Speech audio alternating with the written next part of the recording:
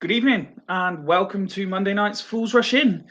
We've got a large panel to go through the weekend's win and look forward to returning home to the CG this weekend. Thank you very much for joining us.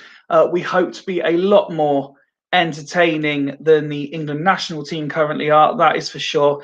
As always, we look forward to you joining in the conversation debate as well by firing in your comments on Facebook, on YouTube, and via Twitter as well. But before we say hello to the panel, let's do the intro.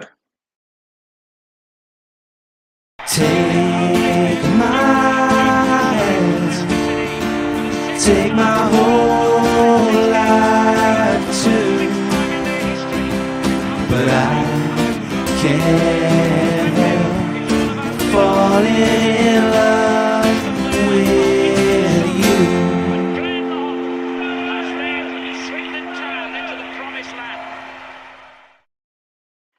And I think we start tonight by welcoming back off holiday the massive one that is Wazza. Good evening, sir. Hello, Fifey. Great to be back. Nice Did you week have a nice away. time?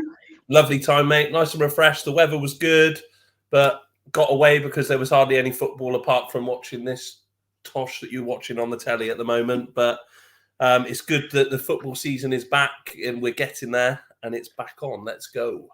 Absolutely. Someone else I'm delighted to welcome back to the panel is the man that's consistently being confused with Swindon's actual chairman at PCM himself. Good evening, Mark.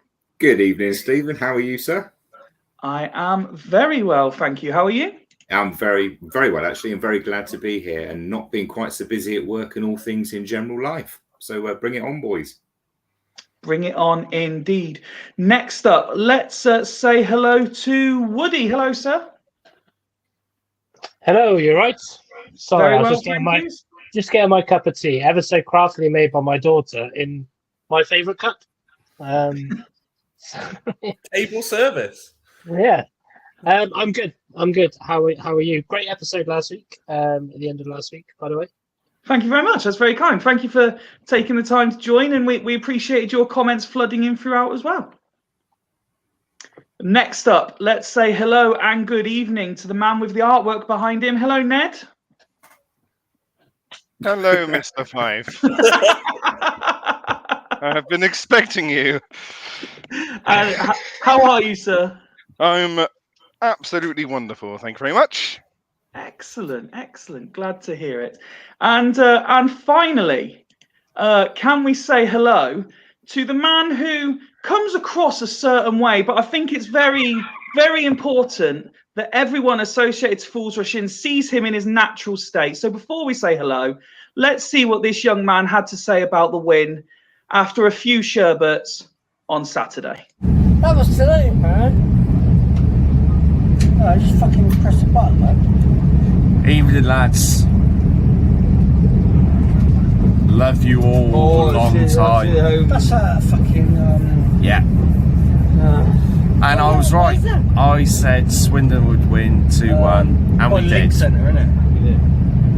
Because I'm fucking awesome, and so is Swindon. Swindon are a good side. Swindon, we got We're one of the best teams. brilliant. One of the best teams. They're They're a good side. They're fucking brilliant. They are a good side. They are absolutely I want to say awesome. brilliant. Say hello and good evening to someone who's certainly a lot more sober now. Happy Monday, Craig. Please, on mute. You're on mute. He's on mute. You're on mute. You're on mute. Come on, Craig. Craig, you're still on mute. You're still on mute. Oh, God. Honestly, I haven't been drinking tonight, but yeah, no, I'm absolutely brilliant, and I'm still fucking awesome. So you'll be glad to know. But yeah, that was me at my most positive, I think. So yeah, it's always easy after a win, though, isn't it? So yeah, Always easy after a win. Woody gone. He's had enough. Craig's here. He's had enough. Interestingly, I don't know if anyone can just drop us a message check. I've had a text to say that YouTube comments don't seem to be working yet. I have seen 3 pop through. So if someone else could just double check for me, if just send us any sort of message saying hello, just so we can check that, I'd appreciate it. In the meantime, gents, while we wait for that, should we get straight on with the first topic and another win at the weekend? Well, we've had certain grumbles that we should be beating 10 men, but we actually won with 10 men. Mark, let's come straight in with you. Important result, important character to be able to do that, isn't it? Yeah, absolutely. And I won't detract from any of the fantastic forward movement in the team in the first half and the way we pinged that ball around, particularly Gladwin. For me, what epitomised the match was that final sort of 7 to 10 minutes where, you know, as a footballer and a team that are determined to win, that protecting your goal at all costs, which is absolutely fantastic to watch. I mean, a lot of praise gets given to goal scorers or those that create, or the actual goalkeeper themselves from making the saves. But when the team clear the ball off the line, when the team do absolutely everything they can to prevent the opposition from scoring, that's almost as good, if not better at times, than the goal scorers themselves. So I'm absolutely delighted. You know, I couldn't have wished for a better performance there, to be perfectly honest with you. And it's easy for fans to react in the moment. As I said, we had a couple of games where we didn't win 11 v 10. Do you think perhaps there are sections of the Grimsby fan base that have reacted the same when we have, or we did at that point? Yeah, I think so. I mean, certainly when we were down to 10 men, they were probably the side that had the better chances, and they could perhaps argue that they can certainly feel aggrieved they didn't manage to score an equaliser. But the testament of a side when they're reduced in numbers is to defend compactly and protect your goal, and we did that superbly. Whether it was the heroics from Bryn. Or from the players that cleared the ball off the line. You can't ask any more from a team than that when they're under the cosh. You know, it's very easy to say, oh no, we love the attacking football and, to see all the chances and the goals going in. And, I'll be lying if I said that wasn't how, I like to see our football being played. But conversely, when things go against you is how you react in those moments. I think the celebration from the players at the end of the game was just absolutely superb. In terms of whether Grimsby can feel aggrieved, yeah, I think they're probably feeling that they perhaps could and should have got a point, but a lot of their fans' comments after the game were incredibly positive. Certainly said that we were the better side and deserved the points, and were the best team they've seen at home so far this season. And all these things bode incredibly well for the season. Difficult place to go. They've had a really good start since coming back into the league. No, definitely. Paddy's tweeted in, "Good evening, gentlemen. The Grimsby game was a good, hard-fought 3 points. We deserve the victory. Credit to the 10 men for digging in, and to Scott Lindsay for wearing his heart on his sleeve at full time." We have got a fair bit of time to go through this, and it's very difficult to pick out one person, because depending on who you were looking, like every different Twitter account on Saturday was picking out different people, Bryn for some of the saves, particularly at 10 men. Hudson was getting a fair bit of positive attention. But Woody, I'd like to start with the man who seemed to be most getting the positive reaction. And he seems to be the man who is proving something of a point so far this season. That's Ben Gladwin. Yeah, 100%. I think that, for me, was one of Gladwin's best games in the township. I think, evening, Christian. Yeah, and fair play to him. I think I said it. He was dire last season, doesn't it? I think anybody who says otherwise maybe needs their heads a wobble. But we never doubted that he is a good player on his day, and we all want him to do well this season. And I do think he has been one of our stronger players this season. Being as though I was one of his biggest critics last year.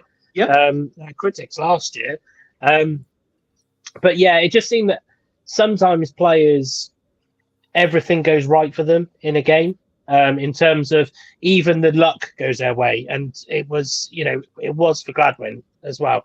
And yeah, as Christian's just alluded to there, it's Gladwin, was by far, for me, the outstanding man of the match. Bryn came up when we needed him. Of course he did, but he has done all season, really. But before we went down to 10, I wouldn't really say that Bryn really was massively called into action many times. But Gladwin was just consistent all the way through. And I think what did it for me, my biggest critique on him last year was his recovery runs, and the fact he's just got hardly any pace. But he actually had a turn of pace at one point. I think on Saturday he turned a player, and he must have got about 10 yards on him before this player caught up. I think it was a winger as well for them, who should be quicker anyway. And I think we look at a couple of the passes he was putting in. It was just nice to see Gladwin of old. Did he have a little bit more space than he normally does? Yes, he did. Grimsby did give him a bit of time. And he dropped a bit deeper when Khan gets sent off as well. And I think we've all said, or most of us have said, we'd quite like to see Gladwin playing in that role every now and then, just, kind of the role that Louis Reed has been playing. And, for me, it was so good, refreshing to see that someone like Gladwin, when he's at his fittest, as Christian said there, when he's at his fittest, he can, he is a very good player, and is a very, very healthy backup if it went for when Reed's out. Well, that was going to be my next question, actually, because I heard I saw a few people mention it. Khan was the obvious replacement for a lot of people, but when Gladwin did sit in there, he's got that. He's able to read the game. So where he might not have the sort of if electric pace is the right phrase to use, the way he reads the game and can analyze a situation is certainly something that other midfielders higher up the divisions have had in the past and always get commented on. You don't need, if you can see what's coming before it happens, you don't need necessarily the recovery pace, do you? So it'll be certainly interesting to see if he does play that position a bit more regular. Ned, let me come to you next. The fans asked for it. The fans got it. The two star men playing up front together, and it didn't take long to work, did it? No, it didn't take long. Wakelin is a fantastic. Oh, I'm getting so much feedback here. Really? Is it gone now? It's gone. Right. Okay. Wakelin is a fantastic player, but he's no number 9 in my opinion. And then when you had oh fuck's sake, my brain's gone dead. Jeff Cut? Jeff Cut, thank you very much. Certainly not Adeloy. When you had Jeff Cut go up front, his movement in the box, his ability to be in the right place at the right time, it's just second to none. But Wakelin is just he's 110% industry, isn't he? He gives 100% all the time, constantly running. He's a constant threat, and it just works. And I'm so glad that they've done it, because it's what we've been calling for such a long time. And it's a great combination. I think maybe unfortunately the only weak link in that 3 up front is possibly the guy with the name on my back. But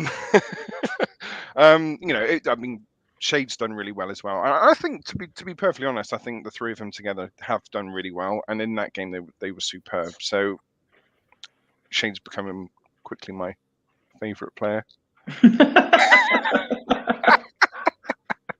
But yeah, Grimsby, the thing that stuck out for me in this game was the fact that if you look at all of the performance that Grimsby have done this year, they really play right up into the final whistle, and they've got super fitness, and to hold out the 2-1 victory against Grimsby is just absolutely massive. And I couldn't be more proud of the boys. Well, that's exactly it. And you mentioned about the trio as a whole there. And Craig, I'll bring over to you the one bad thing, we hope it's nothing too serious, was Hepburn Murphy came on for his league debut, and sadly for him it didn't last too long. Me? No, Craig. Hopefully. Sorry. Carry on, Craig. You're right there. No. Am I on mute? No, you're fine, mate. You're fine. Right. Okay. Yeah. It was. Hopefully he's not going to be out for for too long. But yeah, you don't want that sort of stop start sort of thing. Hopefully it'll just be a matter of time before he's fit and able to. We can see what he's coming. I mean, like we said on Friday, I think he's had about a year out, hasn't he? But, 400 odd days before his debut. Yeah. Sorry. Yeah, he said it was just over 400 days between his last game and when he came on midweek. So hopefully that that it doesn't mean too much, with what happened on Saturday. But I mean, it was a great performance from the guys, wasn't it? And 3 wins on the bounce. I said before after the 2 draws that we should have, he needed back-to-back wins, and he's got 3 on the bounce. And a lot of people have also been saying after 10 games, let's judge him after 10 games. I think it was Woody and Warren was saying that before. And look where we are. We're just outside the playoffs, only a point behind. Only lost 1 in 10 games, which I know I sort of mocked that earlier on in the season, but that was only when we're winning 1 or 2 at a time. Now we're in a really strong position. All right, it's only going to be a matter of time before we have a defeat, and it'll be interesting to see how we react to that. How the team is mentally prepared for that eventuality. But yeah, it was how quickly things have changed. And like I say, Gladwin. I thought early on in the season when people were going on about Gladwin, I thought they were over-egging it a bit. I thought he was playing well, better than last season, but I didn't think he was this, like our new talisman or anything. But the last 3 games, he has been really good. He has been absolutely brilliant and has made a difference. He just seems, he's the centre point of the team at the moment, and long may it continue. Because I like the guy. His career came, started to take off when he was with us, and if anything, he should have stayed a little bit longer. I felt at that time, but yeah, and the game just. I mean, I didn't watch the game, but from on social evidently, from reading on social media and all. It's people are saying that it was a really good first half attacking performance, and then obviously when we went down to 10 men, we ground out a performance. So it's like the perfect, performance. Really, we played the football when we needed to, but we absolutely battled hard to get the final result.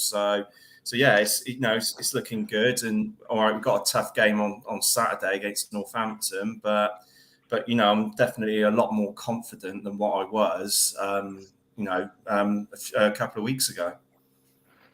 And as Craig said, Warren, I think I said it, you said it, Woody said it. We've got to get to the end of September before we really judge Lindsay. We're there now.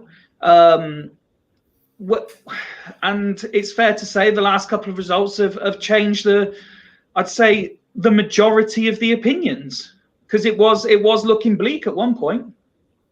Yeah, I think he deserves a lot of credit. I think when we started losing a few games and stuff like that, or not getting the results that we wanted, people were quick to get on his back. I think he's reacted in the right way that we could, just to get the wins on the board. It doesn't matter how they come. All we want to see is Swindon Town winning football matches. And I thought Saturday epitomised everything that I think that Lindsay's about. He wants a hard working side that's going to dig in, that are going to, when we get the chance to get on the ball and play our football, play a brand of football that he wants us to play. And I thought the first half we did that. I thought we kept the ball really well. I thought we played some good stuff. We created chances. There's always times with a possession-based team where it's not going to be as quick and lively as you want it to be. That's the point of a possession-based side, is that you keep the ball, you knock it round the back, and you create the spaces in front to be able to break through the lines. And I thought we did that really, really well. And then the last 10 minutes, I know that the rest of the lads have alluded to it. It was a typical Scott Lindsay, what he wanted us to do. We gritted in. You've got to give him some credit as well for the changes he made, especially when Hepburn Murphy come on. He was thinking, you knew exactly what he was thinking, bit of a pace on the counter-attack, and stuff. And then he knew he had to change it again. And he just went with a solid 2 banks of 4 and put Ellis out on the left, which, people have questioned his tactical nous and, how to go about things. And I thought he was spot on Saturday with what he did. and what he controlled. And I saw the video at the end, and I think that's brilliant. And I love a bit of passion like that. A couple of, I think Woody said to me, Woody was joking on one of the on the comment with it that what Rich put up, but I think he come over to the fans at the end, and I thought it was brilliant. You know what I mean? And that's what, as a Swindon fan, that's what I love to see. Some people have a little bit of a sceptical view, but the passion at the end, he was just, you could tell from the touchline that he was into it as much as the players were. And the way that we gritted it out and got it, and it's a massive 3 points. But like Craig said, it's going to be a tough game Saturday, but we'll come on to that later. Just something about the Gladwin thing I'd like to chuck in. Just with the Gladwin thing, I think last year and the couple of seasons, I think this is the first season that he is going through at the moment where he's not picked up these niggly injuries. He looks a lot fitter. You know what I mean? And whether that's come about for a good pre-season that he's had, he looks a lot fitter. And I think he's massively thriving with this vice-captaincy role. I think he is loving being a big part of the team. And I think we're seeing it in his performances. And I massively think him being part of the senior members of the team, he's thinking, well, I have got to grit in. I've got to set an example. And I think he's thriving under that. I think you're right. What you're saying was about Lindsay. This was the Lindsay that I've wanted to see all season. I mean, I'm gutted I missed the game, to be honest, because, like you say, it just sounded like that was what Lindsay was all about, that game. And let's face it, up until he's had a very steep learning curve so far. Yeah.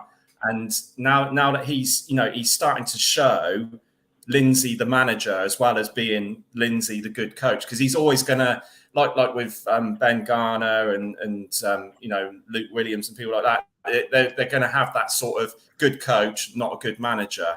Let's hope that that game just seemed ideal to show his managerial capability, and long may it continue. You normally find with a head coach, like when we've always looked at the Williams, they're always those people that have got their arm around the player's shoulder and they're too afraid to annoy someone or something like that. But Lindsay doesn't seem that kind of character to me. He seems like that he would happily give them a rollicking, even if he gets on well with them. Do you know what I mean? And I think that's the big step from being a coach to a manager, is that the manager takes the front of it.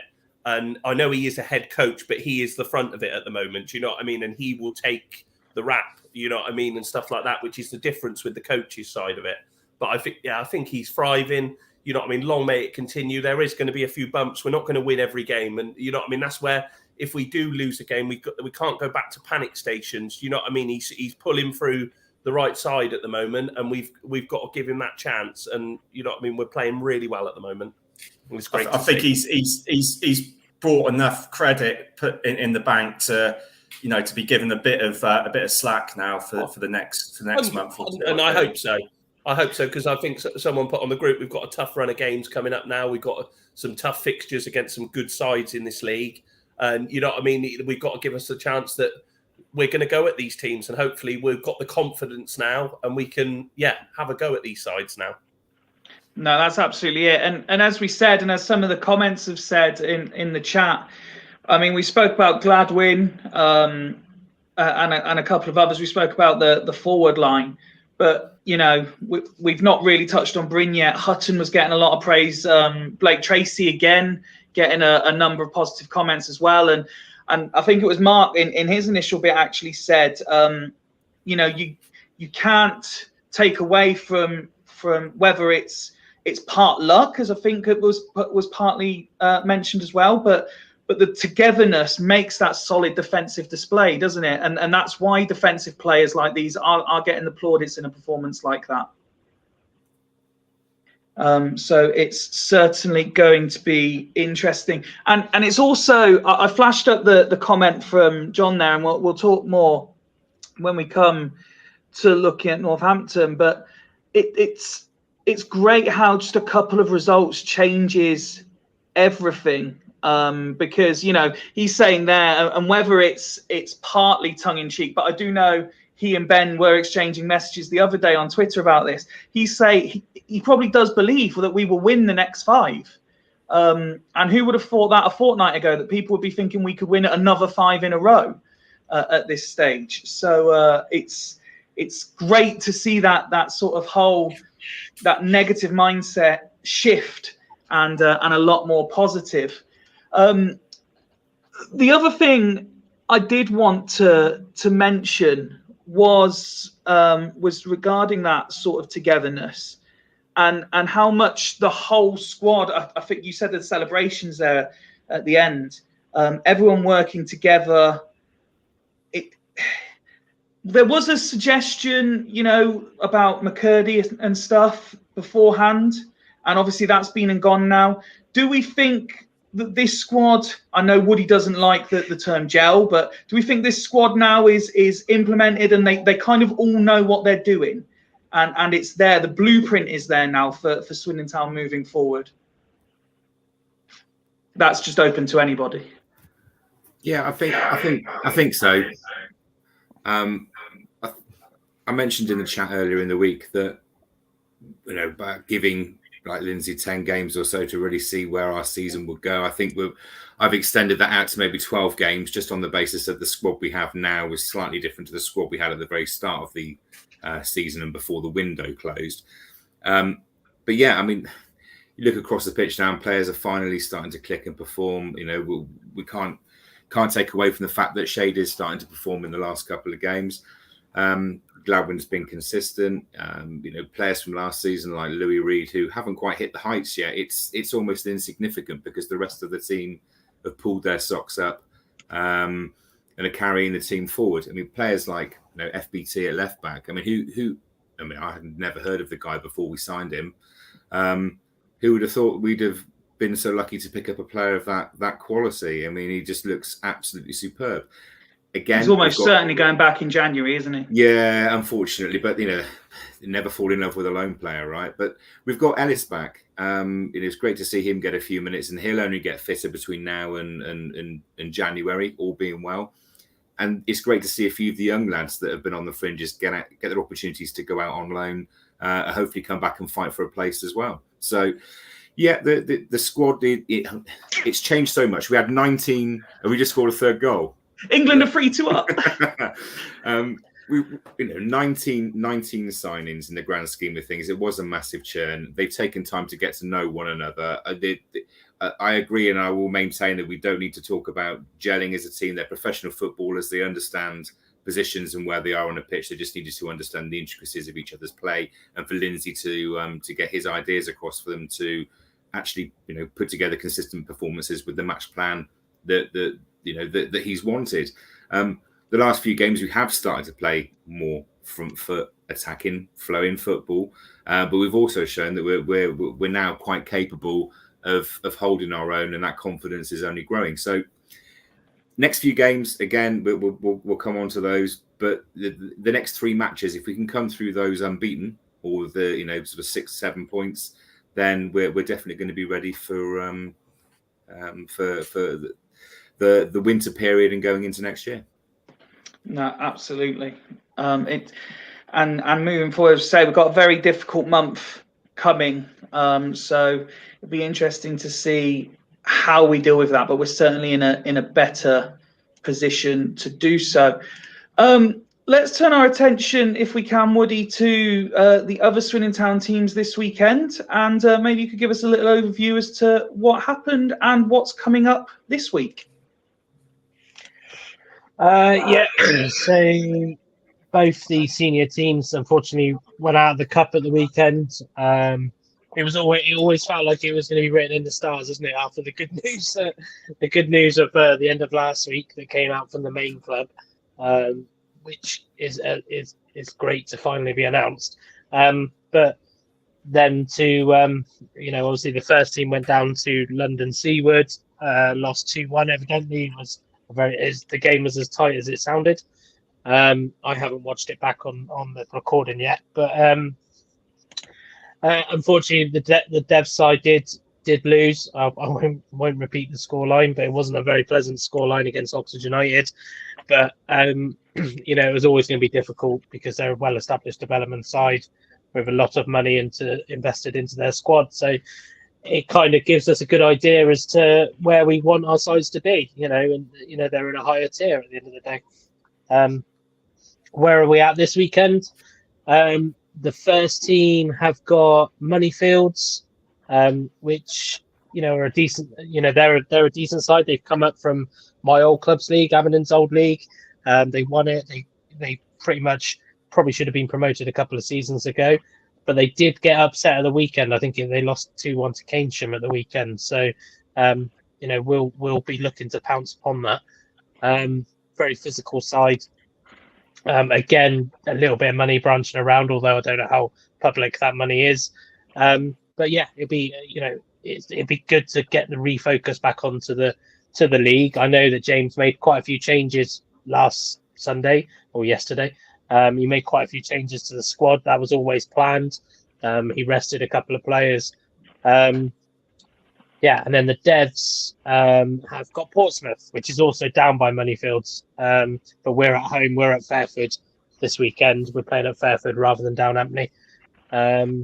I'm not there this weekend, but we will still be playing away, and Germany have just equalised. And the under-18s are local derby action, an actual local derby, because they're playing Swindon Supermarine. Oh, nice. I can't remember if that's home or away, but obviously we'll put it all on our socials over the next 2 days. You mentioned there about the news from last week. You weren't on the show on Friday, unfortunately. Me and Craig did our level best to talk it up, but obviously you can talk from a much more sort of centralised position on this, just how big that news was. Yeah, I think it's it's good to see I mean, you guys brushed it really well last week, but it's good to see that the kind of promises are being kept now, if that makes sense, because I heard about it a couple of weeks ago. I was skeptical at first because I thought, well, we've heard all of this before. Even when I wasn't at Swindon, they heard it all before. So I was like, oh, is it going to happen? Because, the first thing when money starts to become an issue again, the first thing that could get chopped is the women's team. But no, it sounds like, the meetings that have happened fully gone ahead. It's all seems ahead. There's a lot of investment going into the women's setup, and hopefully something to make the town proud. And I think, you look at down the road, not too far from us, when you're thinking about the women's setups across, Oxford United are above us in terms of tier level. Reading professional status, Bristol City professional status, or near professional status, all with RTC regional talent centres and academies and things like that, things that we wouldn't have really been able to do without having a full backing of the club. So it's great to see. But equally, even the small things like just the support to the senior players in terms of funding for away games and all of that kind of stuff. But most importantly, if you take the money out of it, it's just kind of the invested interest more than anything, which is something that I've always branched upon in women's football. A lot of women's clubs can operate, self-sustained. A lot of them can. It's not as expensive to run as a men's club. It's normally just about changing that mindset of interest. It's the reason I went to Abingdon in the first place. They wanted a women's team. We played on their pitch. We were treated like their men's. Everything was pretty much the same. And that's all it needs sometimes. Getting next I think from next season onwards, we'll be in the same, whatever the kit is for the men's, we'll be in the same kit. So that doesn't cost the club much money. That's not even an investment, in my opinion. They'll be getting those kits at cost price. So it's just those small little changes in mindset that make the difference. And obviously, if we get games on the county ground and we get games on Foundation Park, we've seen what that 13th man can do. 12th man, sorry. What that 12th man can do. It makes a massive difference. In some ways, it's no coincidence. We go to a club away, our first away game after having 2 great results, and we lose. In front of I believe it was quite a small crowd. It's and as Mike's rightly said there, it gives a massive opportunity to progress. We have been tier 3 before, but I don't think we were really at that level in terms of not necessarily the squad quality, but just kind of the level of interest, level of local interest. We weren't ready for tier 3 at the time. while you've been talking about that, I have been enjoying the fact that we're being sent pictures of not just people enjoying our live show, but we're now getting the pets sat watching Fools Rush In on various TVs and devices via Twitter. So thanks particularly, Danny, for sending those in. I think what you've mentioned there, Woody, is kind of summed up why the announcement last week was so important, and you've done it really well, because like Craig is someone who's now been to a few games and is fully embracing women's football from the fan perspective. He spoke really well last week, and every time he goes to the game, he comes back and he speaks really well about the event and what it means and how it runs and what it feels like in the atmosphere and everything. And Craig does that really well. But you've been able to give us that. You've shone a light on women's football since we started this, and now to kind of be at this point with Swindon Town Women's, it's a great position to be in, and I hope it, like you say, it's just the foundations and the building blocks just keep going and progressing onto bigger and better things. And I really hope it works. That is for sure. I think as well. I will pick out a question I think CK's asked there. Because it is quite a valid question around, are the current staff in there, are their jobs safe? It is a valid question, to be totally honest. And obviously, you do look at it when something like that happens. You do get a little bit skeptical in terms of what's going to happen to my roles. Now, we've been assured that for the foreseeable that our jobs are okay. But I will, from my point of view, I will appreciate it, the fact that if the club need to advance their coaches and have better quality coaches, then that's the way it is, in my opinion. The only time I'd say I'd go against that is if, I'm performing, if that makes sense. And I think it is quite a steady line they've got to be careful to cross, because I can't remember. There was a side that recently went into the Women's Championship, and they literally swiped out all of their old coaches who were volunteers. And it didn't go down very well. In fact, there were a few, and I won't name the club, but mainly because I can't remember the name of the club, but there were. It doesn't go down very well because there's a lot of volunteers in there still at the moment. Obviously, I'm voluntary. The majority of the coaches there are voluntary. And I think I do have a bit of faith in I guess Clem, etc., that they won't look to jump before they can run before they can walk type thing, because there is a lot of knowledge within the camp. No, I've already spent that money, Mike. But no. Generally, I know it could be a very a dark subject, but it's not the first time I've been asked that question.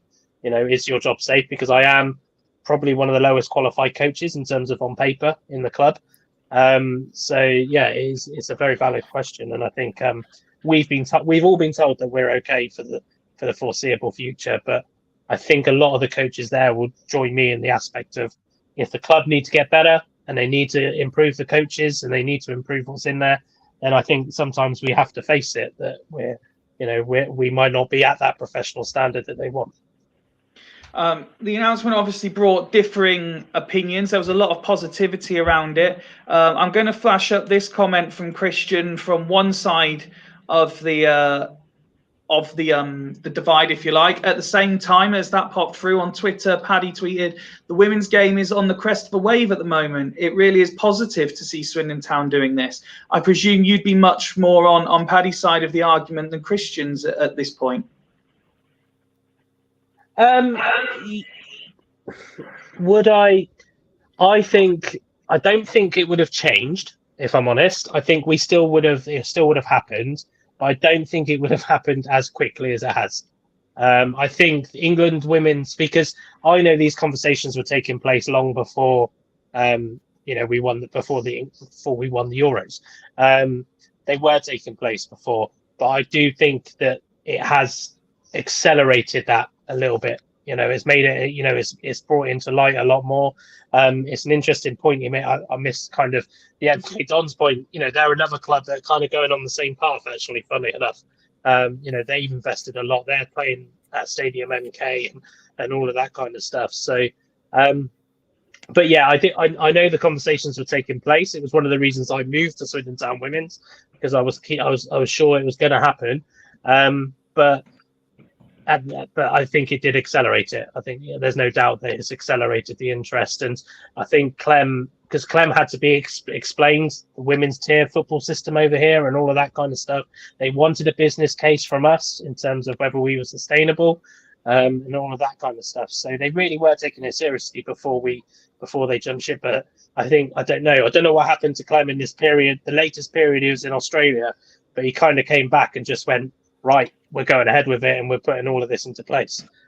So as far as I'm aware, as long as we keep up that attitude, it'd be fantastic. It's if that attitude drops off, as I mentioned earlier, if that attitude drops off, that's when it just looks like it's a fad for the time. And to Clem, before the takeover was completed, he did say that he wanted to involve the women's setup, but I think obviously last season it just wouldn't have been able. It probably wasn't a priority, and like you said, it was probably always on the cards. And it's just the women's performance in the Euros has accelerated that. I don't see if he could have been able to have done it any quicker than he has done this season. To be fair, I also know that Clem was watching the first team yesterday, so he is starting to show a genuine interest. I mean, I believe he was in a business meeting in London anyway, but either way, he's taken time out of his Sunday, to really make an effort and get along, as well. Well, Paddy's followed up your comments just there, Woody, with the women's side evolving. I hope the club look after people like Woody, whose passion and commitment comes across on this show. Just before we move on, Ned, I want to come over to you, because if I've got this right, and please forgive me if it's wrong, it's your niece that's in the under-18s or development team? Yeah, she played in the development team last time with Woody. When you hear, like, you saw the statement, you read the statement Friday, you hear what Craig says, you hear what Woody now says. From your perspective, it must, give her and the whole family a boost about the future. Yeah, I mean, she played in the Swindon team before she went to university, so she has aspirations to go back into the first team. But yeah, absolutely. And she played first team at the weekend. Oh, she played first team at the weekend, did she? Is that why we lost? I'm sure she did anyway. I'm just only joking, Bryony. Jesus Christ. Going to get some backlash for that comment. No, it's great, and obviously, as I said before, my 3-year-olds have started to play at the Foundation Park as well. So knowing that is going to be something that's taken seriously, going forward, it's fantastic. And yeah, I mean, it's brilliant. I love it. She loves it here. This is why she come back. But yeah, I mean, I don't really understand why there was such a division previously.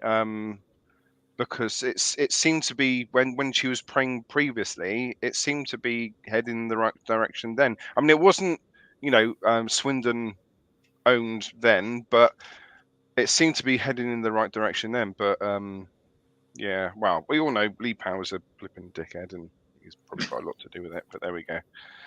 But yeah, absolutely brilliant. I mean, I love it. I mean, Clem's done wonders. If people are still doubting Clem, then they need to have their brains checked, don't they? So.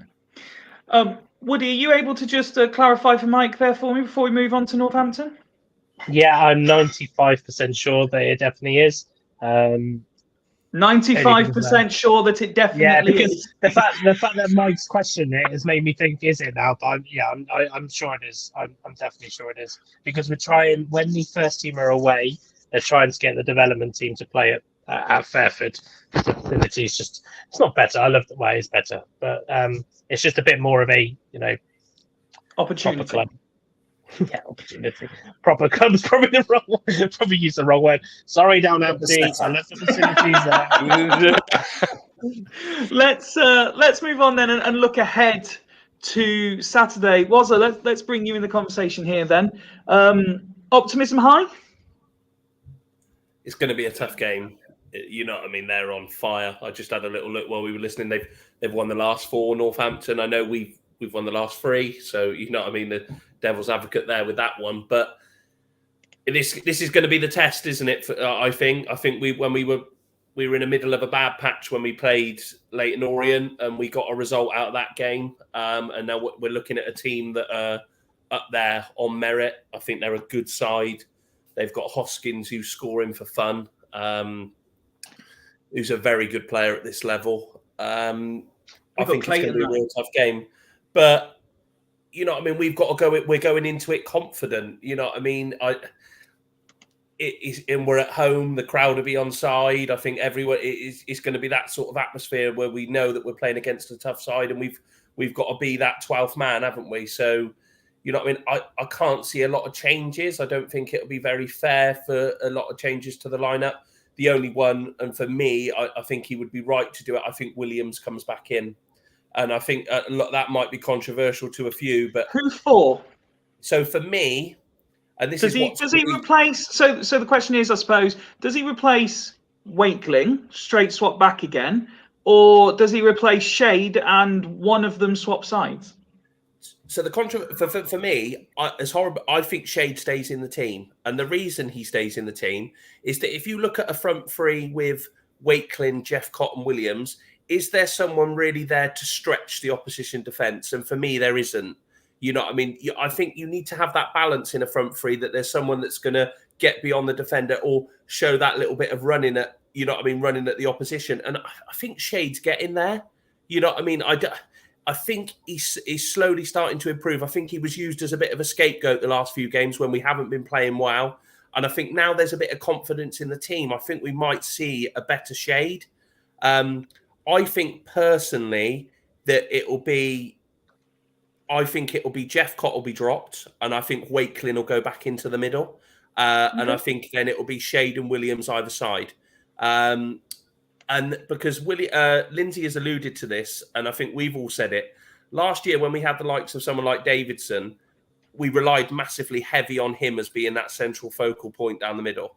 We've now got 2 players that can do that position. And I think it's key that after 60 minutes, if one of them isn't having the best of games, that you've got something to change it. And that was the concern for me on Saturdays, that when I looked at the top end of the pitch, we had Hepburn Murphy, but we hadn't seen enough of him. If you were going to bring one of the 2 off, Jeffcott or Wakeling, there was, you know what I mean, was there going to be a difference? I'd like to see, like Ben's just said on a comment, I personally would like to see it be Williams, Wakeling, Jeffcott. But for the balance of the team, I think Shade plays a part, that he's just got that little bit of a different attribute to the other 2 that gets him in the side, which is the raw pace, the ability, you know what I mean, to go at players. And I think that's what it could be the difference. But I think the midfielder, Reid, will come back in if he's fit. And obviously with Khan being suspended, that's a gimme. I think Hutton deserves to stay in the side. I think he had a really good game Saturday. And we alluded to at a point a few weeks ago that I said about whether they've been coaching him to be a fullback now. And, you know what I mean, it looks like they have. You know what I mean? He's had a couple of really solid games back there at right back. So I can't see a lot changing of that front. But the front three is a really interesting one. But I think Williams, for me, has got to come back into the team. I'd just like to thank you on behalf of all of the loyal Fools Rush In audience for taking our use of the word alluded from once this episode to 4 or 5, just in that little segment there. Thank you very much. Or did I say it a lot? Apparently, we as a panel, no matter who is on, we say the word alluded a lot. And it's been mentioned multiple times, and you must have done it 3 times just then. Oh, did I? Oh, wow, I've got it right up then. And Cozzy keeps asking, Cozzy, can I say Save on Tyres? Cozzy, give Save on Tyres a call, 01793 420 100. We'll sort it out. All right. Do you want me to just put it along the ticker for you, Wazza? Put it along the ticker. Thank you, mate. Do you want me a little message with a phone number? I'll put it along the ticker for you. Hold on, that's free sponsorship, that is. Where's our cut? Our cut is Christian stop asking if Warren can sort his nut out or not. Yeah. Can you release my nuts? Which I thought, I better get this in now that it's actually to do with work rather than something cynical from Christian. Mark, so Warren spoke about the choices at the front end of the pitch. Do you think that the sort of goalkeeper and back four is fairly settled now, or can you still see there's changes there? I don't think he should change it at all. I mean, if the back four that played at the weekend are available to play this weekend, then I think you've got to look at the consistency. I mean, one of the things we've been very good at really so far is keeping the two centre back partnership together between McDonald and Clayton, and I'd like to see that continue. I think FBT's a shoe-in, and you can argue that Hutton is as well based on his performance at the weekend. So I can't really see why we would want to change it. And against a team like Northampton, we kind of know what we're going to get from them. Is it important to have that settled, particularly in the defensive area, that settled unit?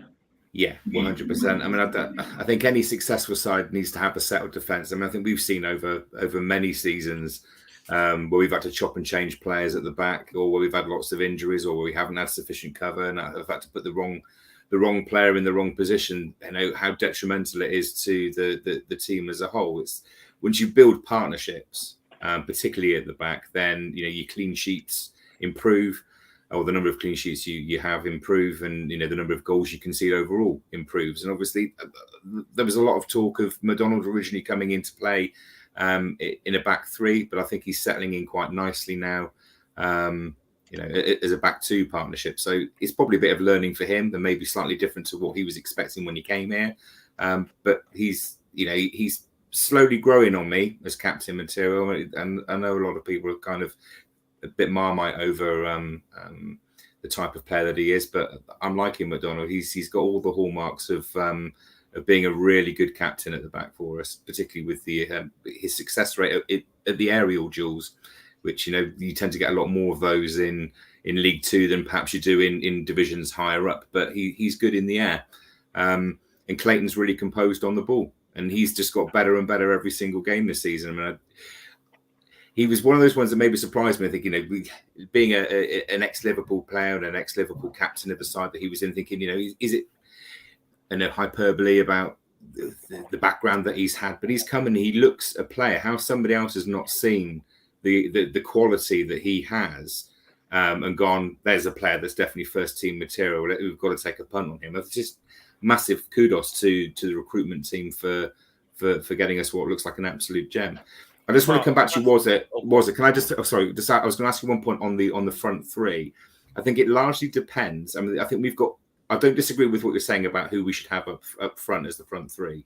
I think it largely depends on who's going to be the most successful central focal point in the attack to break their defense. You look at Jeffcott. I mean, I think that he's got the ability to be the player that holds up the play. So it really does depend on the attacking guile of the players that are either side of him, whereas Wakeling is the one that if the defence is maybe a little bit tired, and I'm not quite sure of the age of their centre-backs or whether they're as mobile as some others, but we've got options, and that's only a good thing, right? That's a great point. I think I think Northampton are a physical side at the back. I think they've got some some big lads. I think Guthries, 6 foot plus. So maybe it will be Jeffcott that gets that opportunity, and they'll go up against them. 100%. And just another thing on your point about McDonald and Clayton, I think that's the partnership's going to only get better. I would struggle if they keep up the way that they've been playing, those two. I would struggle seeing anyone breaking them down to, unless it's injuries or suspensions, obviously. But people at the moment, they have a little bit of a gripe with McDonald that he's not this ball playing wonder. But I've mentioned this a few times that I don't think he is just brilliant. He just wins headers. He wins tackles. And that's all. Sometimes you need that at this level. You can't have just two ball-playing worldy centre-halves that's going to knock balls left, right and centre. You need someone that's going to do the gritty work, and I think he is a born leader, and I just think he's, him and Clayton at the moment, it just looks brilliant, both of them, and long may it continue with those two. Yeah, 100% agree, mate. Mm-hmm. Ned, let's focus on another area of the pitch then, or should we say off of it. In a hard battle like we're expecting, the fans are going to be key, aren't they? Oh yeah, massive. we need to get back to where we were at the start and at the end of last season. You know, I mean, it's been a bit of a graveyard, it seems like in recent times, but I think that's just everyone's insecurities and, you know, not feeling the vibe at the moment. But honestly, you know, if we can get back to where we were at the very beginning of the season, oh, for God's sake, save on tires. How has he not paid us for this episode? Beer. Oh, that'll do. Yeah, I mean, if we can, you know, it's going to be massive because we know when we're in fine voice, we are the 12th man, and if we can get the lads over the line, then everyone needs to play their part, don't they? So, Northampton don't typically send a huge amount of fans across, if I'm not mistaken. And they're not going to go and buy a shitload of tickets just because I said that they don't send a load of fans now. So I'm confident in what I've just said. Yeah, you know, I just want to say with Shade as well. Of course you Shade, do. absolutely. Shade is definitely a confidence player, and he has got some swagger going on at the moment. So if we was to drop him now, you know, I think it would be to the detriment of our season if we was to drop him now. I think we need to, whilst he's starting to bubble, I think you need to keep him going, give him more confidence. You know, and I'm sure the goals will keep coming. I'm sure the assists will start flowing, especially the assist, Fifey. But you know, to me it just seems stupid. You know, if we drop him now, I think it'd be a really, really bad move. Okay. Really bad move. Craig, let's come on to you then. We're speaking about all the fundamental areas for Swindon, and I said we know what we're coming up against, but what exactly are we expecting? Well, against Northampton, I mean, obviously they're in fantastic form at the moment, and but I think we showed in the last sort of half hour, from what I've been told, against Grimsby, that if we can be like, we're going to have to be like that for a whole game, where we're going to have to battle, you know, all over the pitch, you know, like I think I forgot if it was Mark or Warren was saying about McDonald. You know, he's going to be key. He's due a really good performance, I think. I mean, I didn't see the game on Saturday, and I haven't been convinced with him so far this season.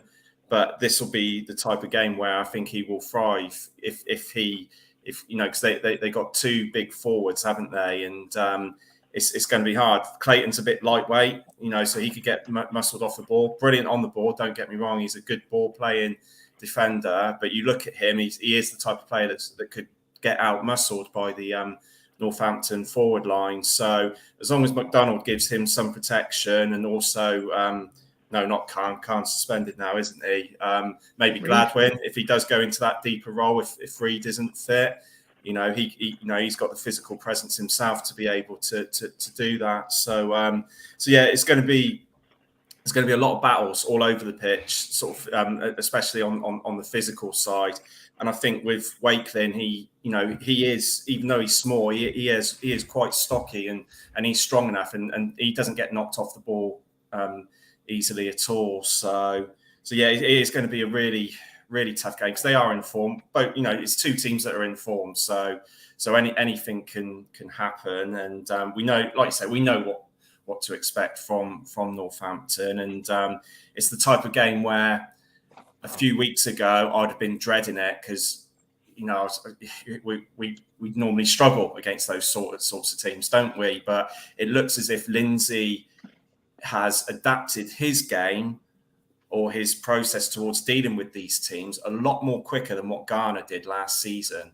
And one of our failures last season were the games that we should have won at home, and we didn't because of Garner's failure to adapt against those teams. So hopefully, if Lindsay does that on Saturday, then you know we've got a good chance of getting a result. So, Will, you've heard what everyone else has had to say. Where's this game won and lost? I do still think it's going to be a game for the midfield on Saturday. I will reflect on the shade comments a little bit as well, and Please. amongst others. I don't think he should be dropped. I'll make that clear. First of all, I don't believe in changing a winning team where you don't need to. But I think William should really start on the bench rather than coming in straight away. The only reason I say that is I'm a bit confused, if I'm going to be honest, with Shea looking a lot better at the moment. I've still not seen enough from him, in my opinion. I don't think he was a better winger than Wakelin was on Saturday. I think Wakelin did a lot more in advanced positions. And that's not just me being biased towards Wakelin. He's definitely playing with confidence, which is another reason why he shouldn't be dropped. But I don't. For me, he's an okay player playing in a team that are playing really well at the moment. In my personal opinion, if we were losing games, he would be the first one not to be playing in that front three. For me, I would be doing Williams, Wakelin, and Jeff Cott. Not in that order, obviously. But yeah, why change it? I think I said in the chat, in terms of Khan, for me I actually didn't think he had that great a game on Saturday. I thought in possession he was good. Out of possession, I thought he was pretty poor, which kind of led to some of his late challenges. I know they said the first yellow card was soft, but he got away with a couple as well. And the second one, it looked like he got fouled. Yeah, but I think you've got to be careful. I mean, we spoke about was it McCurdy sending off as well? You could look at it so many different ways in terms of, if at the end of the day, if your knee's raised going into a challenge, there's a chance the ref's going to call you up, and especially if you're on a booking. Now, I'm not saying he did wrong for doing so. I'm not saying that it was right or wrong to be sent off, but I generally think there was a reason why, even though we were defending extremely well on Saturday and when we went down to 10 men, we weren't really. It didn't change the midfield too much, and defensively, and I think there's a reason behind that. So yeah, as I said earlier, I think Reedy's the obvious option if he's fit to go back in there. It'd be interesting if Reedy's not fit. What he does is it Ellis is going to come back in there, or because Ellis could do a job in there. Maybe playing a little bit, get Gadwin to play a little bit deeper and all that kind of stuff. And that's where I'm saying it's that midfield that's where the game's going to be won or lost for me, because we don't know what that midfield could look like, because we don't know if Reed's going to be fit, we don't know what he wants to do with Gladwin, and we don't know if Williams will walk back into the side. If Reed isn't fit, I personally think he'll go to 2 sat holding, and I think it'll be Gladwin and Ellis. And I think he'll give Darcy that free role, which could be massive for Darcy. I don't think he trusts anyone in that position other than Louis Reed. And whether it's a good Louis Reed or a bad Louis Reed, I think he's one of the first names on the team sheet, because he offers so much for us in that role. He covers a lot of ground, which sometimes I don't think we see. And, yes, he gives us a few stray passes, but if he's not fit, I can see it being Gladwin and Iandolo as a 2, and then giving Darcy a free role in the 10, which might be brilliant for Darcy. We never know. Sorry, Woody. Exactly. And I think if we flip that, though, what was good about Saturday was the fact that we can prove that we can do it without Reed. Yeah. As much as like on his day, Reed is by far the best holding midfielder player in this league. But we have got those options there, and I totally agree. I'd like to see it. If Reed's not fit, I'd like to see Ellis and Gadwin kind of almost playing more of a 4-2-3-1 rather than a 4-3-3 type thing. But yeah, I did. And like I say, let's not don't drop shade. I think it'd be bad man management, and I don't think Scott will. But we and as Ben's said there, it's just nice to see that we're now going to the fact that we're not going, oh, that player's not available, we're going to have to call up a youth player. You know what I mean? We're now looking and going, Ellis is coming back. Even to the fact that if FBT, we got to bear in mind that we've got 2 tough games coming up. Saturday and Tuesday, the Newport rearrangement, isn't it? So we've got two tough games in 4 days. So I wouldn't be surprised if the starting lineup's completely different to what we expect on Saturday, just to kind of manage that a little. Woody, do you think that there's an argument that maybe having Clayton in that holding role and starting Baudry alongside McDonald? Because let's face it, after the Doncaster game, there was people that were saying it should be Baudry and Clayton playing together in the back four. Do you think that could be a something that could work? Either in a two with like Gladwin or just as in the Louis Reed role? I think Baldry and McDonald could do a job there, but not against Northampton. I think they're the type of two that you want playing against the horrible, gritty, kind of chuck as much forward as they can type thing. And I think, and I think why, McDonald and Clayton are performing, they're performing at the moment. McDonald's another one I'm still on the fence about. I do agree with what was said about, he's not a ball playing defender, but my argument to that is why are we playing him like a ball playing defender if he's not exactly one? Yeah. But either way, the problem is you put Bowdry in there, he's not really a ball playing defender either. So then almost if we put those two together, we have to change the whole game plan for that back four. So I think, we've got options, and yes, Clayton could definitely do a job in there, but we've got options there without disrupting other positions. I'm very much a believer of let's just change one position. Let's not disrupt everywhere else. That back four, and obviously Bryn, but that back four deserved to start without a doubt on Saturday. The way that they played on, even McDonald, I said in the first half, McDonald had an absolute howler on the 21st minute, I think. We were lucky not to concede. Second half, completely different player, in terms of his great determination, his shithousery, everything was what we do like as Swindon fans from our centre backs. And Clayton is kind of that bit more relaxed, focused, kind of I'll play it out from the back if I need to, and all that kind of stuff. And like we've already said, Hutton, I thought brilliant, and Blake Tracy's just coming on a different level. So don't disrupt that. And I don't think you'll need to for both games. I think we could play that back four for both games. What we need to be careful of, I wouldn't be surprised if it does go Wakeling, Jeffcott and Shade on Saturday, and then Williams will probably start on Tuesday. I wouldn't be surprised to see that. And I love, Darcy was fantastic for him to get off the score sheet on Saturday. I think he deserves again. Sorry, that's what I meant. Did I say get off? I probably meant to say was get off the mark. I kind of combined two phrases. I knew what you meant. Darcy. That's the one thing for me. If Darcy doesn't start on Saturday, that's almost criminal.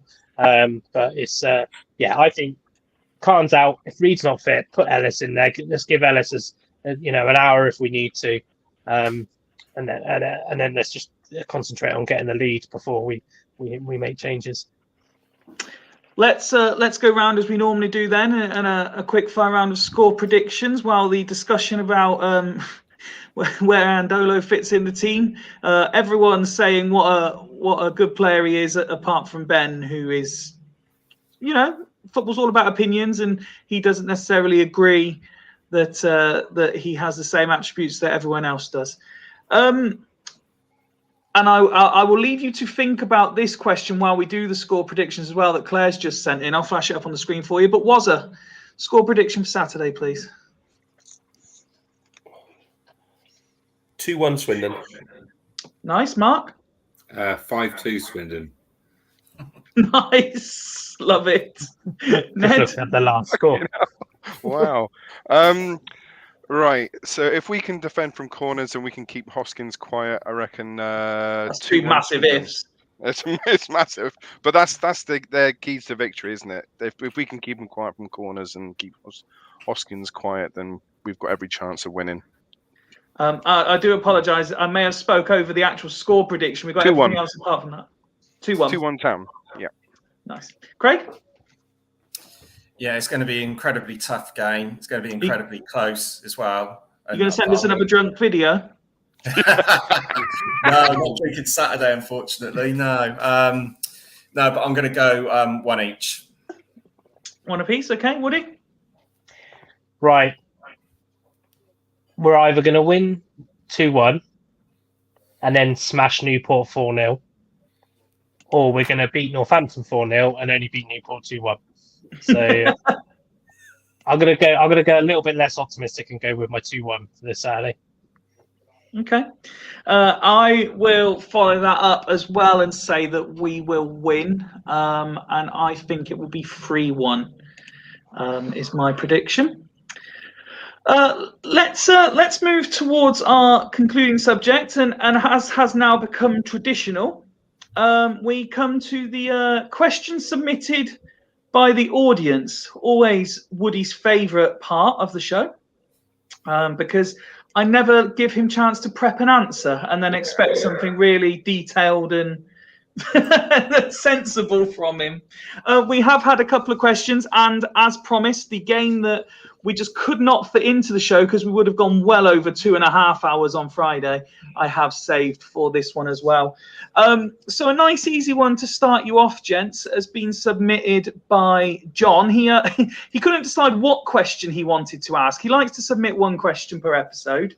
In the end, he settled for what is everyone's favourite ever Swindon chant? What one has entertained you, makes you happiest? I can see Woody reacted quite visibly there. Mark's deep in thought. Craig instantly went with a smile, though. So I'm going to start with you, Craig. What's your favourite Swindon Town chant?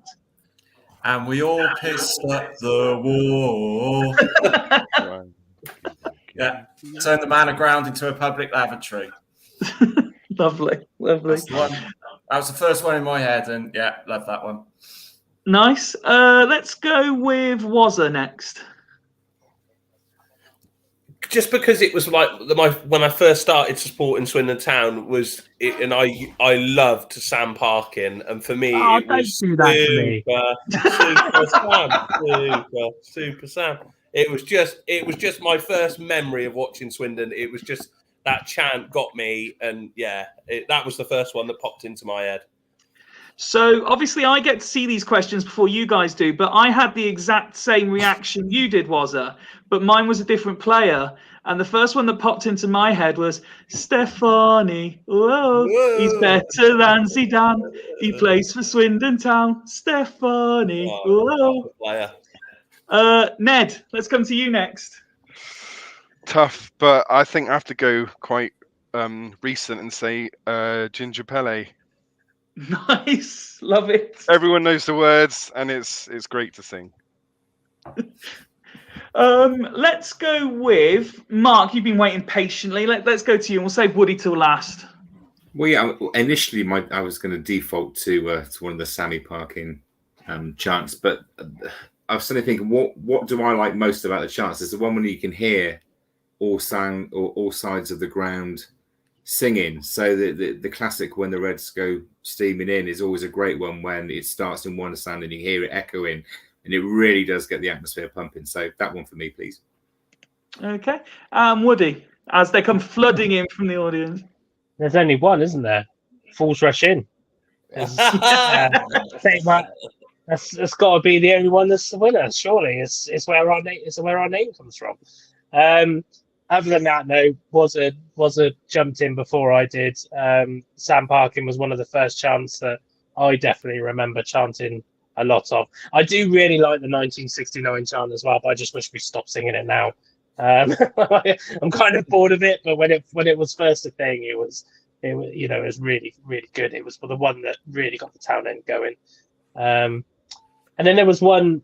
Yeah, I'm not going to go through them all, but I'll go with. No, go on. What's the other one that came to your head? One that was most recent was there was a guy that was coming up with the woke up this morning feeling fine, got Swindon on my mind. We got the power out like we knew we would, etc. That one I quite like. I don't know why I liked that one, but I think it was quite relatively original. So. Feisty, can I just do an honourable mention? Yeah, I was going to say any notable mentions for anybody. Yep. Yeah, sort of. We're talking early 90s here, but it was one that I laughed my head off about as a kid, but I didn't really understand it at the time. And it is celery, celery. Oh, no. It It was, and honestly, I remember I was at the 90 playoff final, and there were sticks of celery being chucked. Brilliant. I forgot, Fifey. I got one as well. Go on. Ooh, ooh, ooh, ooh, ooh, ooh, ooh, ooh, ooh, ooh, defeater. Oh, brilliant. I was always a fan of Wheel Dream of a Team of McNamees as well. No reason really. He wasn't even one of the best left wingers I've ever seen, but I enjoy chanting it. Obviously, more famous these days for a team of Louis Reed. So there we go. Warren, Mark, any more notable mentions for you guys? Not that immediately springs to mind. I used to quite like singing the Andy Gurney song about Andy Gurney being magic. Where's the magic hat? Yeah. I heard the one when Lindsay was coming over on Saturday. We're suddenly everyone loves Scott Lindsay now. They were singing "We've Got Super Scott Lindsay." I don't know what the rest of it was, but it had a good ring to it. So if he keeps winning, well, I suppose we'll keep singing it. So roll on. Roll on, indeed. Okay, well, that answers that question, and thank you to everyone who's been sending in your favourite chants as well. Hopefully, that will inspire the next generation of Swindon Town chants, and let's get creative again. Although not creative like we did one evening, picking songs that really should not be being chanted purely by accident. Woody's just remembered. It was going to be a clash chant as well. Former R&B artist. Yes, disgraced artist. Oh yeah. One night we got very creative with what would have been an absolute bop, but yes, it's not suitable to be sung. That's for sure. Bowdry would be so disappointed in me. I know. Okay, let's go to the next question. And topical for today. I think we may have we've definitely covered this subject in a way in a previous episode, but it does seem a while ago. So I just want to scroll back through our notifications to remember who sent it in. I want to say it was Dale who tweeted in to say, Swindon win the league or England win the World Cup this season? Which are you choosing? Woody? England win the World Cup, Swindon go up in second. Nice. I knew that was coming straight away. Craig? Well, I'm not gonna do what Woody just done then and take the easy way out, but I'm gonna say, because England have already won a tournament this season, I'm quite happy for Swindon to win the league because I want to get out of this league. Okay, Ned. Every day of the week, Swindon winning the league. Honestly, no competition for me. Mark. Yeah, club over country every time. Okay. Wazza? I liked Woody's answer.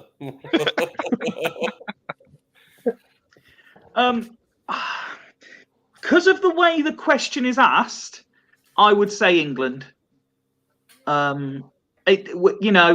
We've not seen, with the exception of Nick, no one here has seen England win the World Cup in the men's game. That's for sure. And, who's to say that the question does say, or Swindon win the league. So who's to say Woody isn't right and we go up as second? So I will pick England. That's just a cop-out, that is. Pick the splinters out now. Pick those splinters out, Fifey. No, I would say England winning the league. England winning the World Cup would be the choice. Although everyone in the comments seems to be going Swindon, so we're definitely in the minority. Next question, and interesting. Do you know what? I'm going to ask this to you guys as well. It's a question that we've been submitted, and just a little reminder at this stage that Friday's episode is not a live stream. It will be live broadcast, but it's not a live stream. It's a pre-recorded episode where we're getting a period of time to be in conversation with Key and Harry. So thank you for everyone who submitted questions for that.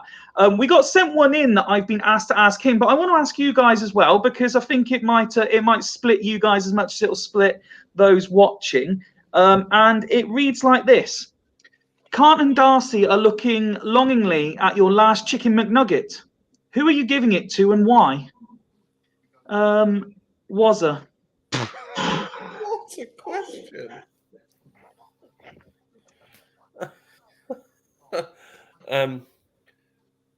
Khan, because he's probably covered more distance. Okay. He might be more hungry.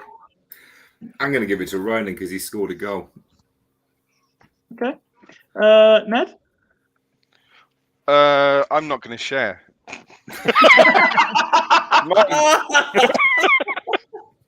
He can buy me some more flipping chicken nuggets. Either one of them can buy me more chicken nuggets. I'm not sharing my flipping chicken nuggets. Piss off. None of them. Craig? I'll just toss it to them and they can fight over it like a pack of hyenas. Cue Woody's answer, everyone. I'll cut it in half.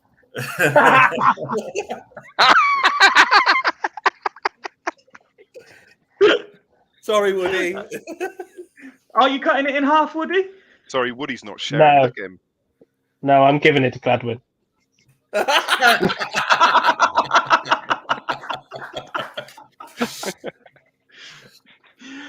Okay, let's move on to the game then for tonight. And Ned was on nice and early and asked if he could have any indication as to what it was. And I said, well, you can try and guess if you like, and judge by my reaction. I didn't move my face when he was trying to guess. But it's been submitted by Mike, who wanted to really test your brains on Friday night. But I saved it for tonight because you guys would be specifically good at this game. And it's the Stfc alphabet game. So what I'm going to ask you to do, starting with Warren, is name a Swindon Town player whose surname begins with A. Mark will then get B, Ned C, Craig D, and so on. And if you can't think of one, you're out. Last man standing wins. If we get to Z, we go again. Are you ready? Does that make sense? I've explained it quite straightforward. So any era, just any. Yep. Yeah. Okay. Just before we start, I will show you that we did get some comments to the chicken nugget question. Oh, first Nick pointed out that he didn't actually watch the World Cup final live. What else have we had? Ben saying Khan has a lovely smile. That should be appearing on your screens now. Mike asking, along the same line as Ned, who shares food? Sodom. Before praising Ned for his answer. Okay then, Warren, are you ready with the letter A? Really, I should have thought this out to make sure I get the easy letters. I didn't think about this. Go on then, Warren. You start us off with A. Nicky Ajose. Nice. Mark? Bobby Barnes. Ned? Colin Calderwood. Craig? Josh Davidson. Gareth Evans. Zeki Friars. Oh wow. That's G now, was her? Gavin gunning because he's actually on the books as a player coach. I'm having that. Yeah, you can have that. We will put people on a time limit though, just to keep the game moving. Yeah. Mark? Kean Harries. Nice. Yay! Ned? I got a fucking eye. We literally were speaking about him a minute ago. That's flaps. I was gonna. Are we counting Ned? Sorry? Collins. Okay. Nice. Craig? Jai Simi. Ooh, okay. Oh, fuck, I should really be thinking about my letter, shouldn't I? Woody? Khan. Sadio Khan. What was the young player's name? Was it Lampton? Lampton, right? Yes. Yes. Thank God for that. Was it?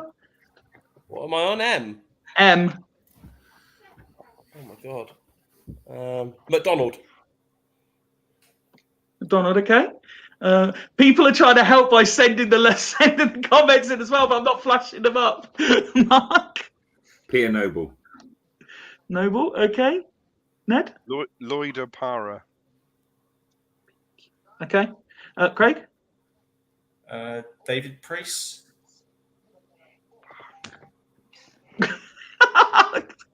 What? Woody?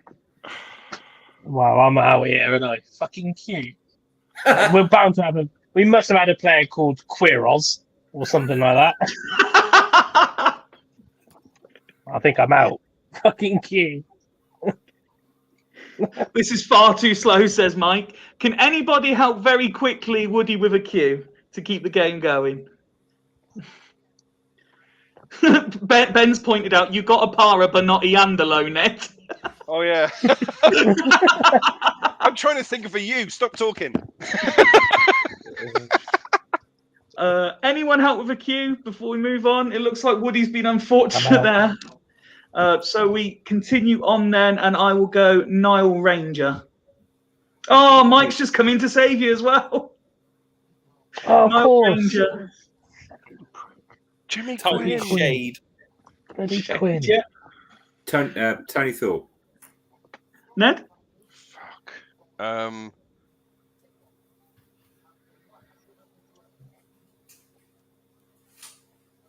I don't It must know. be a U. Can anyone help Ned with a U? Woody, can you help Ned with a U? No. I've switched off now. No. There's no U coming through, so unfortunately we have to say goodbye to Ned. Craig? Yeah, Ned's favourite player, 85 Ash. I'll go for Williams. Which one? Which one? All of the Williamses. Jerry Yates. You had X. Oh, did I? Yeah, X comes after W. Oh, Come on. wow. Oh. X. Sorry, guys. Johnny Xylophone. I haven't got a clue with X. Oh, this is hard. Someone needs to very quickly get Swindon-town-fc.co.uk up. There can't be anyone with the name. There's got to be an Xavier or something, surely. I don't think No. it is. I think No? we can give Wazza a pass on that No. one. Sorry, Wazza. That's all right. Well, as you Well, already said, there isn't one. He can't be out. If there isn't one, he can't. Well, quickly check No. for us Is there then. a queue, though? Was there a queue for you, though? Yeah, there was a queue. Oh, there was. Okay. But Ben's suggesting Xavi might have played for Swindon at some point. I'll go with that then, Xavi. We'll give you the pass then and go Y, Wazza. No, that can't happen. It can't happen. Ned's like that. There must have been a player. Because Ned just wanted the Z, that's why. I'm happy to. Well, I'd have got the Z. Ned's out, isn't he? Ned's out, yeah. I'm out. I'm happy to go out. It was just the way it Oh, felt. go on then, Mark. am I going Y or am I going Z? Y. I've got You're going Y. Alan Young. Oh, yeah. Zaboob. That was There goes the Z absolutely- option. Yeah. Keshi Anderson, Can't repeat any. correct? So you got B, Mark. I should be able to think of another B straight off the bat. Christopherowski, what a shame. Yes, because if I've got Z, that's what I'm using. You can't, mate. It's already been used. Oh, now. Barry. Louis Barry. Okay, Craig. That's a long time. Clayton. I can't remember who's already been said. Drysdale. We said players. For the record, Danny, I am out, so I'm not cheating. Mark? Egbo. I'm still trying to find if there was a player beginning with X. Mark, you've got E. Yeah, Egbo. Foley, Steve Foley. Andy Gurney.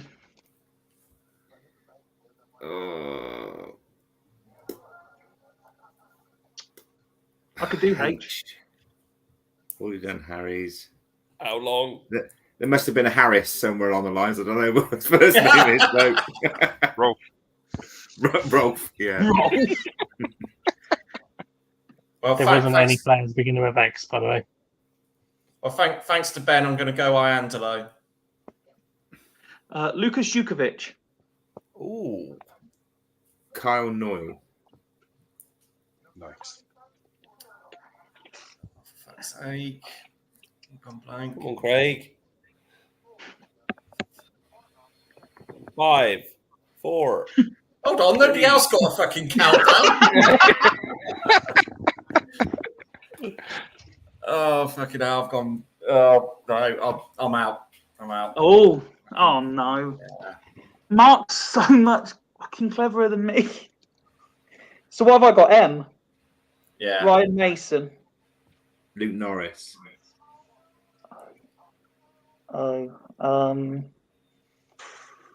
Fuck. Give him the countdown, Craig. I can't think of an O. Oh, Honora. Yeah. Oh, good one. Hey. Oh fuck! That means I'm out. Oh, yeah. No, not necessarily. I've got to think of another P now. Ooh. Look at the screen, Mark. Quick. Don't look at the screen, Mark. I Say have. it, Mark. So, Vinny Pericard. Cheers, Tim. I love how the Oxford fan has given us that.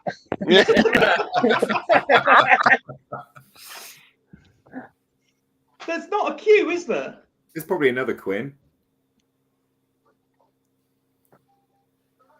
Then again, he didn't say Quinn, so I can say Quinn. Yeah. Yeah. Yeah. Yeah. Oh, Jimmy Quinn. Well, we've already had Rangers, so I'm going to go with the mighty Don Rogers. Don. Don. Trollop. John Stevenson. Wow. I'm telling you now, somebody else is cheating as well because I've just got a thing on Swindon Town to say that their buffers exceeded. All about. So, Nathan Thompson. You. Oh fuck. That's the one that I died with. There must have been like an Underwood. Or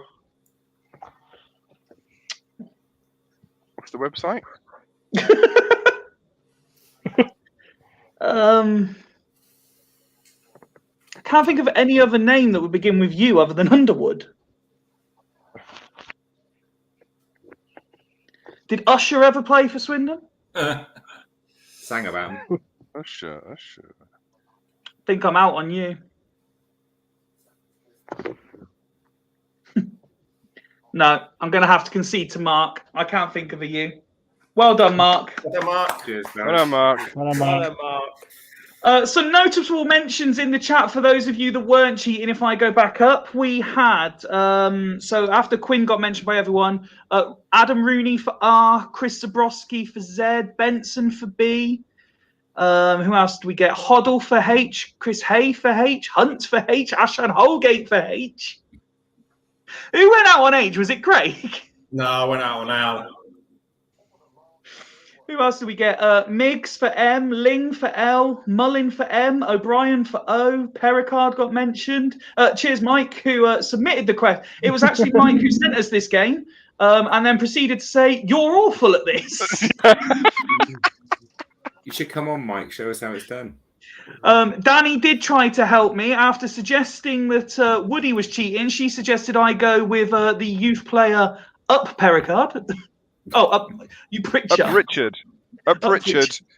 It's from 1949 is when he played his first match. This Up Richard.